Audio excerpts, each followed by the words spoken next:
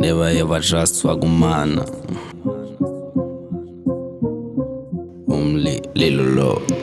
But I see you, I need it in night. Told you one that's gonna know wakumana. Why?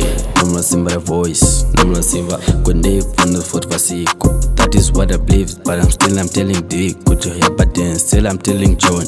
Yapate, Dinesi collection, Remafia, Ragaungan. They don't really mind Sanganiskwa, but recently Panetu Wagarova, Panetu Wagabukan, Panga Panimalag, Panevaita Tiskumada, Panevari Malai, Pana in Pazain.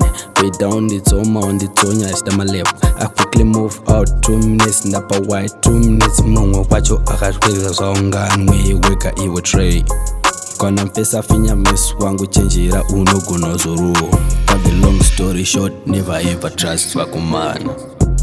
Never ever trust wakumana ndini. Trust wakumana, mana. Never ever trust wakumana ndidi. Pakutsvaga fame, they only act nice kana vakutsvaga fame. Pandi changu zvimba chandeita yekwa track kuna chezu chanzwa vakubuka ndini.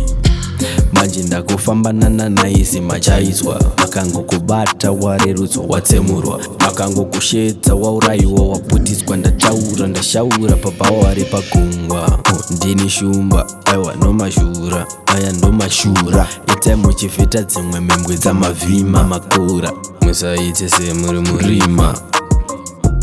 Always trust wakumana. They are better with a plan.